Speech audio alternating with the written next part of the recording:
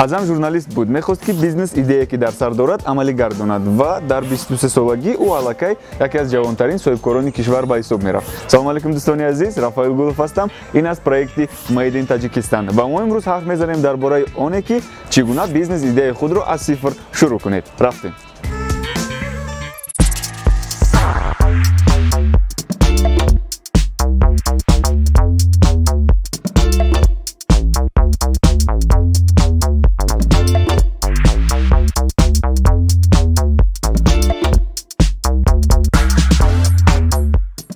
дӯстони азиз, қарор дорем дар коргоҳи аввалин бренди пойафзол ва маҳсулоти чармии тоҷикӣ Азам.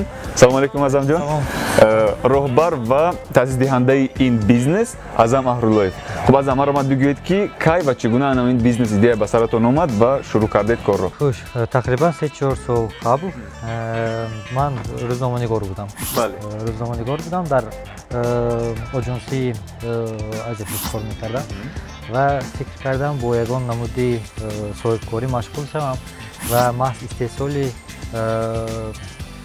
пойафзол ва он чизе ки бо чарм истеҳсол карда мешавад бисёр диққати маро ҷалб кард ва ба ҳамин кор машғул шудам. Хеле хуб. Хуб, метавонед нишон диҳед коргоҳи худро? Биёед.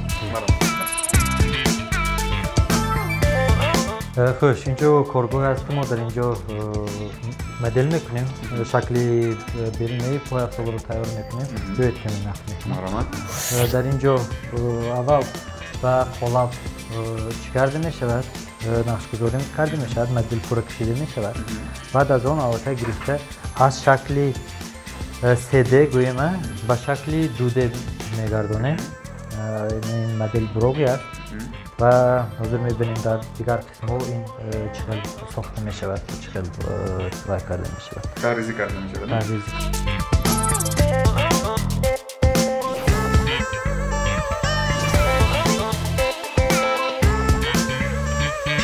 Хуш, Роман, инҷо коргоҳи асосии мо аст. Дар инҷо мо баъд аз он ки онҷо қисмҳоро омода кардем, дар инҷо мебурем он қисмҳоро ва оҳиста оҳиста ба пойафзол табдил медиҳем. Хуш, инҷо буриш ба амал меояд. Қолаби омодаро мебуранд, бале. Қисмҳое ки дар онҷо дида будем, онҳоро мебуранд.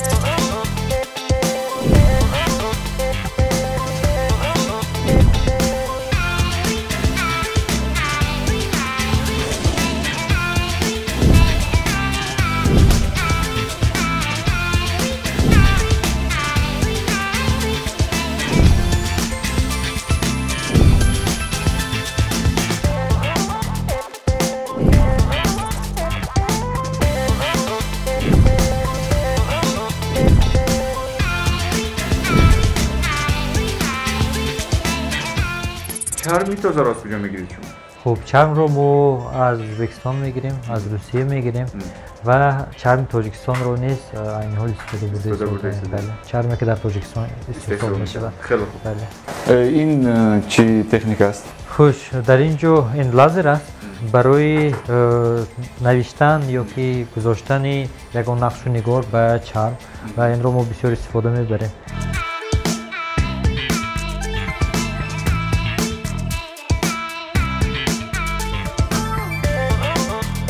Азам, саволи асосие ки ба миён меояд аз ҷониби ман инчунин аз ҷониби тамошобинон, маблағ барои ташкил кардани бизнес аз куҷо ёфтед? Хуш, якумин қадаме ки ба ин самт соҳибкорӣ мондам, ин он буд ки ман бо коргоҳҳои хурде ки дар Тоҷикистон буд ва устовое ки дар хона ҳатто кор мекарданд ҳамкорӣ кардам.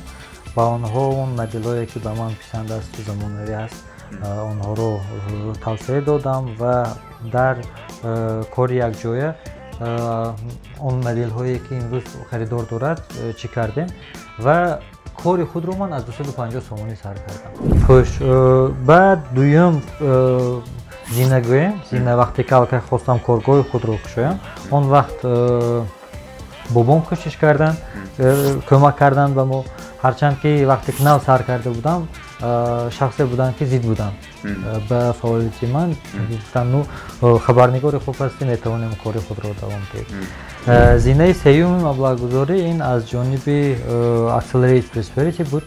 Ин коргоҳ ба мо кӯшиш кард кӯмак кард доир ба сохтани коргоҳ дар Хуҷанд ва пеш бурдани фаъолиятмон. Якум моделро омода кардед, фурӯхтед? Ба чанд сомон фурӯхтед? Ба 295 сомон ба фикрам фурӯхтем. 45 сомон фоида аллакай. 5 сомон фоида. Бисёр аҷоиб. ҳамон нархе ки ҳамон вақт чӣ карда будем 3 сол қабл гузошта будем, ҳоло ҳам дар мағозаи мо ҳамон нарх аст, яъне ки мо қимат накардем.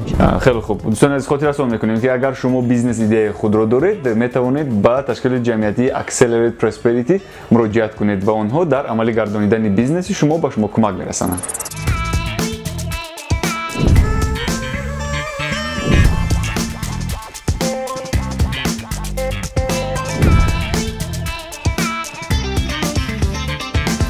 имрӯз маҳсулотое ки мо тайёр мекунем пурра аз чарм омода карда мешаванд, ҳамаш маҳсулоти дастӣ аст. Моделҳое ки мо истифода мебарем, яъне ки истеҳсол мекунем, ин моделҳои Оксфорди ҳастанд, бисёртар. бале, ман низ аз ин пойафзол дорам, дӯстони азиз. Азам тӯҳфа кардан, ташаккур. Ва боз кадом намуд? Ин манкия ном дорад. Манки ном дорад. Манки яъне маймуна? Бале. Намедонам рости гап аз куҷо ин ном пайваст шудагааст. Ин хусусияти асосияш доштани ду оҳанак аст. Дута ё ки якта оҳанак дорад ино. Бисёр зебо. Баъд ҳастанд моделҳои Броги. Броги моделҳое ки каме шаклашон гӯем бо шикофҳо фарқкунанда ҳастанд. Фарқкунанда аст, бале. Ин намуди пойафзолро мумкин аст ки ҳарчанд онҳо классика ҳастанд, лекин мо метавонем бо махсус шимҳо онро пӯшида бошем. Фаҳмем, хеле хуб.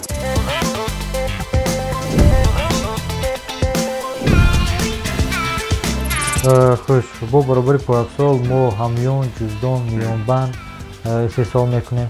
Чӣ қадар маблағ меистад? Хуш, мо инҳоро агар хато накунам 570 сомонӣ мефурӯшем. Пурра аз чарм омода шудааст. Пурра аз чарм омода шудааст. Бисёр зебо. Бале, ин ба шакли яъне ки таърихӣ омода карда шудааст, як шакли чӣ дорад? Таърихӣ ки яъне ки дар давраҳои қадим ин гуна ҳамёнҳоро истифода мебурданд. Бале, гӯё ки амақӣ карда шудааст, лекин барои чӣ аст макбукҳо ҳастанд. Ин барои макбук, бале. Хеле хуб. Ташаккури зиёд барои тӯҳфаи бисёр зебо.